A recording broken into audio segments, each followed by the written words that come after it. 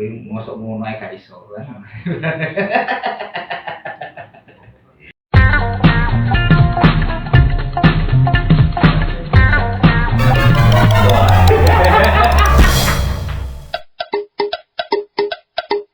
Jadi kita sudah punya modal, ilmu mungkin ya sedikit bisa, tapi lahan juga ada, terus tinggal bagaimana mengawalinya itu gimana gitu Pak?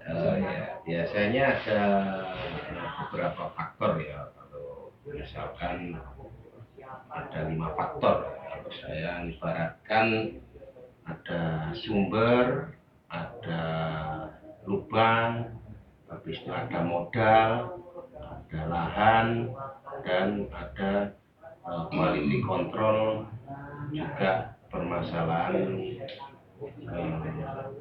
proses usahanya itu yang terpenting. Dan kelima faktor yang utama itu harus berjalan beriringan, dan kalaupun masa satu naik semua, nggak bisa 2 faktor naik yang lain belum naik, nggak akan bisa.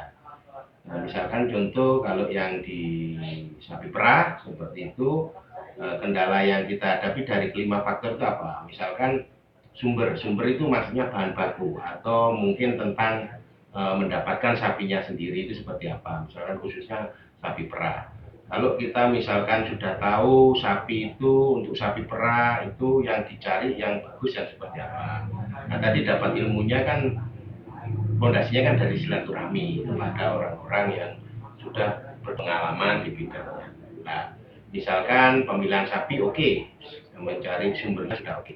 Kemudian pemasaran kalau di sapi perah kan berarti susunya yang akan kita jual. Nah, pemasarannya mau kemana? Dijual sendiri, ke agen, pakai sales, atau ke penampungan. Nah, itu juga kita harus tahu. Misalkan sudah oke, lubangnya kita tahu, oh berarti lubangnya ada penampungan, ada juga ke sales, ada yang dijual sendiri, sudah oke semua. Akhirnya yang ketiga faktornya ya kita harus modalnya ada atau enggak. Kalau misalkan modal dalam artian tuh uang modal uang ya, kalau memang sudah ada kita sendiri, berarti sudah 3 faktor kita kantongi, tinggal nanti faktor yang keempat dan kelima. Kalaupun misalkan modal tidak punya, itu solusinya biasanya bisa kerjasama dengan investor atau dengan pemodal. Kemudian yang keempat adalah lahan atau tempat. Nah, kita lahan sudah ada, syukur-syukur kandangnya pun juga sudah ada. Nah, kalau misalkan sudah ada, berarti tinggal 1 faktor lagi, yaitu quality control dan proses produksinya. Kalau kelimanya faktor sudah siap semua, ya monggo kita jalankan. Tapi kalau sepengalaman saya, untuk usaha apapun ya, itu diawali dari yang kecil.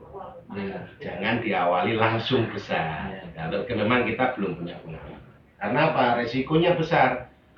Dengan modal besar, luas lahannya yang besar, juga ternaknya banyak. Nah, itu nanti kalau misalkan kita belum berpengalaman, sekali ada permasalahan, ya lumayan, ruginya banyak.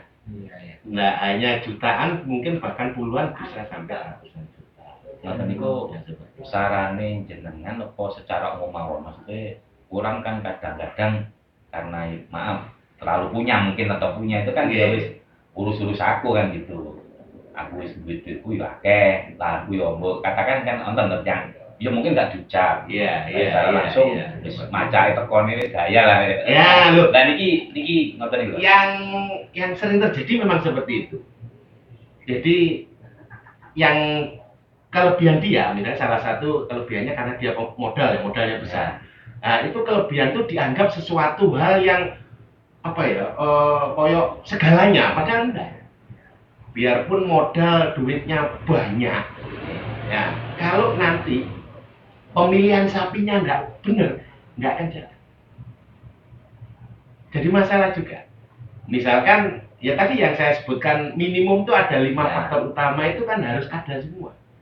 Kalaupun kita nggak punya, ya harus mencari orang yang paham di faktor itu, orang yang sudah punya pengalaman di faktor itu, kan bisa diajak kerjasama.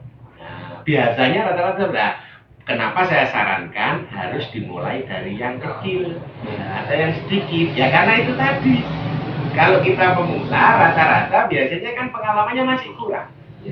Nah, kadang hanya punya satu faktor, modal saja, punya duit, dan merasa dia sudah segalanya, udah bisa. Sulit malah. Itu tadi misalnya sudah punya uang. Orang punya uang, beli lahan luas juga bisa, bikin kandang yang bagus pun juga sudah bisa. Lah cuma milih sapinya, kan belum punya ilmunya. Ya. banyak kejadian seperti itu banyak, khususnya di daerah kita di Banyuwangi itu sudah ada 1-2 orang. Wah, noise. 1 menit. 1 menit.